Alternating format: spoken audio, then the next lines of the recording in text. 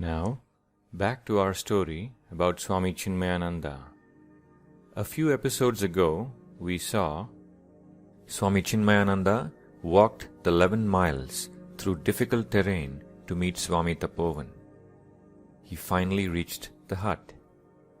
Seeing Swami Tapovanam, he prostrated respectfully.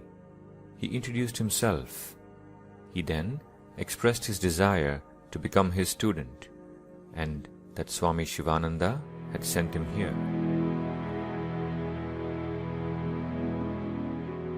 This momentous meeting took place in Swami Tapovan's kutia in Rishikesh.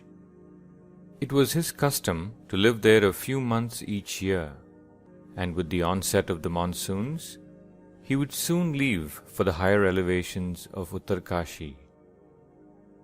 After hearing Swami Chinmayananda's request to learn under him, Swami Tapovan replied, "I can teach, but it is you who must understand. I will be returning to Uttarkashi before the monsoons begin in mid-June. You can follow then and begin classes," he said.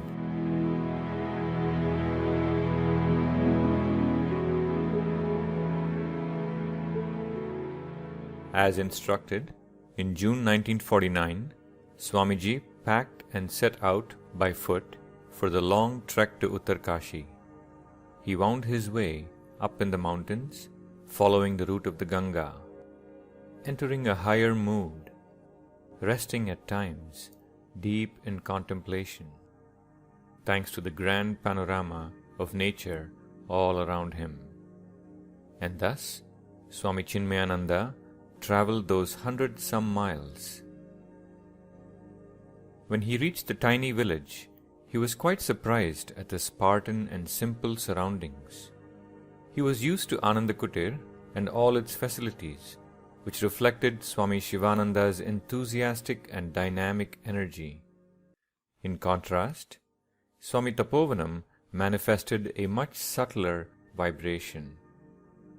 Tapovan Kutir was a simple one-room hut where Swami Tapovanam lived only a few months of the year. And despite all this, the experience of God realization of these two masters was identical in spite of all external appearances.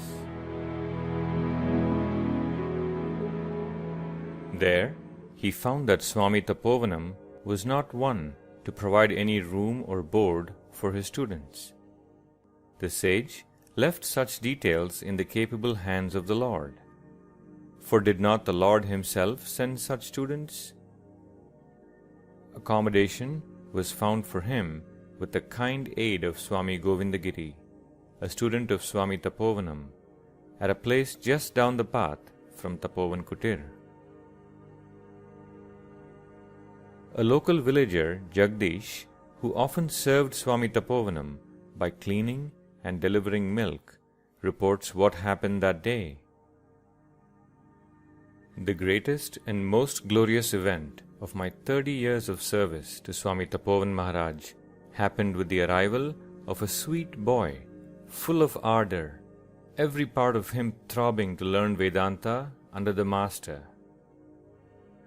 Looking at the frail and tall Swami Chinmayananda, I wondered whether he could stand all the weight of knowledge that his Master was going to unload on him.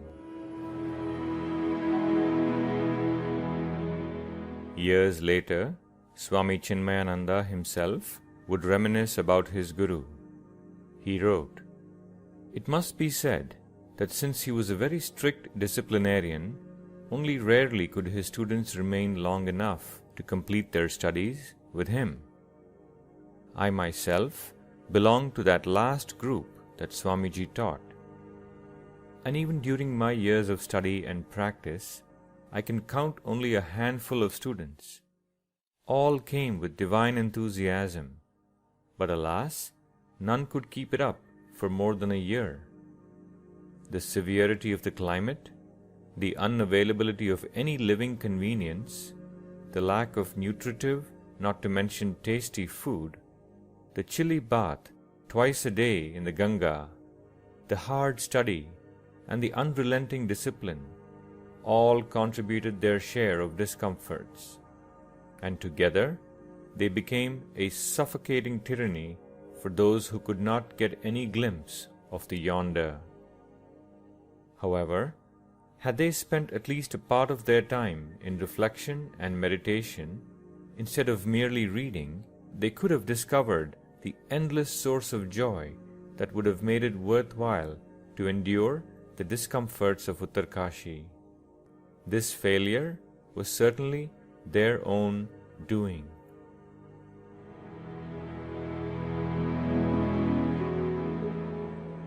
Chinmaya, as Swami Chinmayananda was called by his guru and other disciples, was anxious to begin a Vedantic text.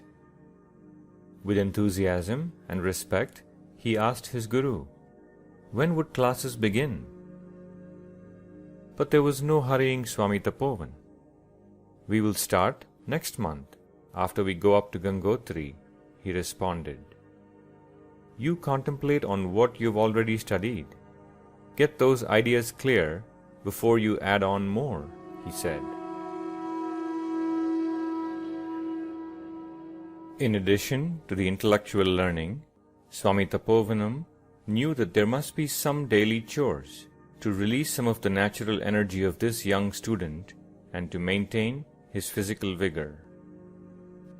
On a sunny day, he requested, Chinmaya, make a garden for us here in front of the hut.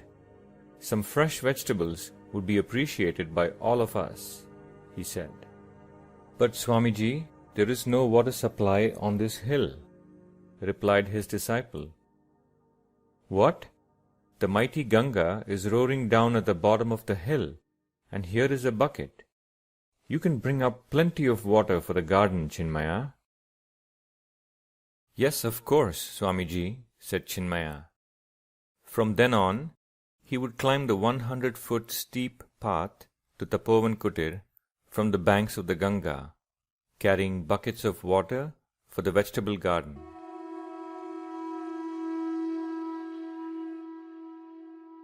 When the hot summer started in Uttarkashi, as was his custom, Swami Tapovan would travel by foot to the higher altitudes of the Himalayas to Gangotri. Swami Chinmayananda accompanied him. The classes would soon begin.